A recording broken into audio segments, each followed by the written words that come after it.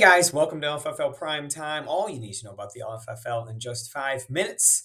I wanted to start a new kind of early in the week show. Generally speaking, on Monday nights, I know exactly what's happening. I kind of know what the sweats are, but I don't do a great job of telling you all what the sweats are. So these episodes, I'm going to try and pump them out Monday mornings. It's what you need to watch for tonight. So we're going to watch in the LFFL. We have 3 games, all of which I would say are somewhat undecided here.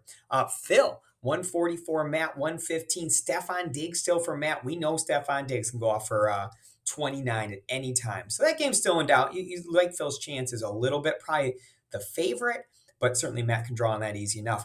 This one's going to be real interesting. Miles with Josh Allen still to play against Derrick Henry and Dawson Knox of Eric. Only a 9-point lead over here. This one can certainly go either way. Again, I would say Miles is probably the slight favorite in this game, but not something I'm feeling real great about if I'm Miles. Finally, Andy, a 6-point lead on me. I do have A.J. Brown this evening. He is done.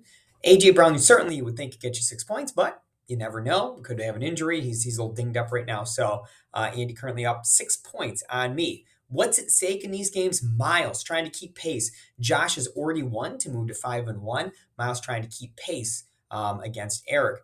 Both Phil and Eric looking to avoid 1 in 5 starts. Certainly, you still make the playoffs because generally speaking, 6 and 7 teams have made the playoffs before, but it'd be a bad spot to be 1 and 5. You'd really have to go at least 5-2 down your last 7 games here. Oh, actually, I'm sorry. There's an extra game this year. So you'd have to certainly make a move here to make it into the playoffs. So let's check out the LFFL 2 to be decided over here.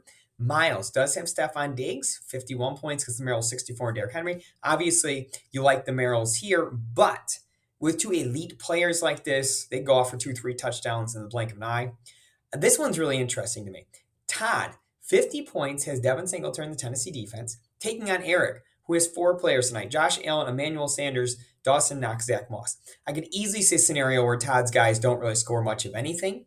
The question is there enough firepower from Eric to get there? You would certainly need touchdown past Sanders, which we saw 2 of last week. Dawson Knox, he's hit Dawson Knox a couple weeks in a row. So I think Eric can draw it on this one. Again, you like where Todd is sitting, but wouldn't feel safe yet. And then finally, a game where I kind of like where I'm sitting. I'm up 9. Sean has Cole Beasley. I have A.J. Brown. Now, if all these scores hold as they are, if Merrill's win, if Todd wins, and if I win, we're going to have a 4-way tie for first, which is awesome.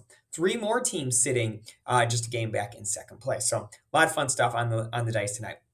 LFFL 3, the closest game I could find was Sean needing 24 from Cole Beasley tonight in a non-PPR league. So I think we're good on all of these games. They all pretty well in hand. Zach Moss could score 30-some, and Eric could come up and catch me. But for the most part, they're pretty much done.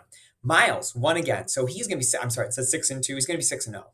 There's a 6-way tie for second coming into the week. That will probably go down to 3 teams at 4-2. And that means all the 3-3 teams are now actually tied for the final playoff positions.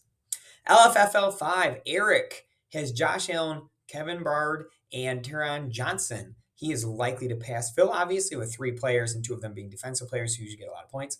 Todd, 136 to Sean, 192. These next 2 games we're going to kind of categorize as not likely, but you never know. So Todd, Dawson Knox, Ryan Tannehill, Tremaine Edwards needs to make up a little less than 60 points. And then Miles has a long way to go, needs over 70 points, but does have Derrick Henry. You've talked about these great generational type of games. You never know. Julio Jones, Zach Moss. Bill sitting pretty good there, but you never know. Bill's likely to move to 6-0, but what's at stake? If Bill loses, Eric will tie him for first at 5-1 in all likelihood. And then finally, you eliminated folks. This is awesome. We got a tight battle this week. So Matt, currently first in line at the guillotine, but look at the studs he's bringing tonight. Derrick Henry, Devin Singletary, A.J. Brown. All 3 of those scores are going to count in his lineup. So I don't think there's any way Matt leaves tonight not having passed Miles, who's the last done team right now.